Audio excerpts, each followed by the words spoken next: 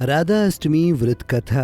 पौराणिक कथाओं के अनुसार राधा माता गोलोक में श्री कृष्ण के साथ रहती थीं। एक दफा कृष्ण भगवान को गोलोक में राधा रानी कहीं नजर नहीं आई। कुछ देर बाद कन्हैया अपनी सखी विराजा के साथ घूमने चले गए। ये बात जब राधा रानी को मालूम हुई तो उन्हें गुस्सा आया और वो सीधे कन्हैया के पास पहुंची। वहां पहुंचकर उन्होंने श्री कृष्ण को काफी भला बुरा कहा।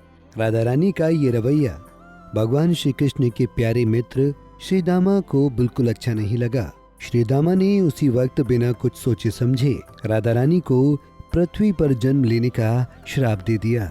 राधा को इतने गुस्से में देखकर कृष्ण भगवान की सखी विराजा भी नदी के रूप में वहां से चली गईं।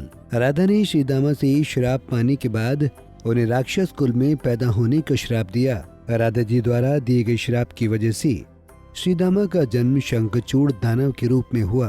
आगे चलकर वही दानव भगवान विष्णु का परम भक्त बना। दूसरी तरफ राधा रानी ने पृथ्वी पर वृषभानु के घर पुत्री के रूप में जन्म लिया। राधा रानी का जन्म वृषभानु जी के घर तो हुआ, लेकिन उनकी पत्नी देवी कीर्ति के गर्भ से नहीं।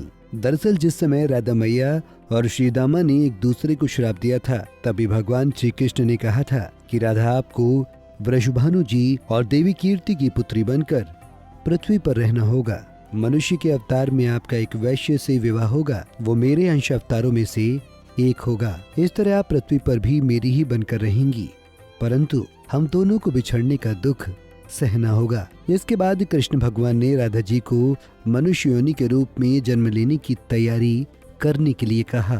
संसार के सामने वृषभानु जी की पत्नी गर्भवती हुई। जिस तरह एक बच्चा दुनिया में आता है, ठीक वैसे ही देवी कीर्ति का भी प्रसव हुआ। लेकिन असल में राधा माता का जन्म देवी कीर्ति के गर्भ से नहीं हुआ था। भगवान की माया से उनके गर्भ में वायु भर गई थी। देवी कीर्ति ने उसी वायु को जन्म दिया।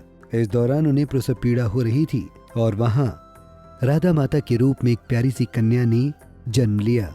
भाद्र मास के शुक्ल पक्ष की अष्टमी के दिन राधा मैया का धरती पर जन्म हुआ था। तभी से हर साल इस दिन को राधा अष्टमी के रूप में मनाया जाता है। कहते हैं इस व्रत को करने से जन्माष्टमी के व्रत जितना ही फल प्राप्त होता है। तो दोस्तों, अगर आप व्रत कर रहे हैं या नहीं, फिर भी राधा अष्टमी के दिन ये व्रत कथा जरूर सुने। इस कथा को सुनने मात्र से ही व्रत का फल मिलता है। इसके साथ ही आपको राधा रानी व भगवान कृष्ण का आशीर्वाद प्राप्त होता है। कुंडली टीवी डेस्क से तानिया की रिपोर्ट। इसी तरह की और भी जानकारी लेने के लिए हमारे चैनल को सब्सक्राइब करें और नई वीडियो की नोटिफिकेशन के लिए बेल आइकॉन दबाएं। अगर आप ये वीडियो फेसबुक पर देख रहे हैं तो वीडियो को लाइक और शेयर करें। साथ ही अपनी राय कमेंट बॉक्स में जरूर बताएं। धन्यवाद।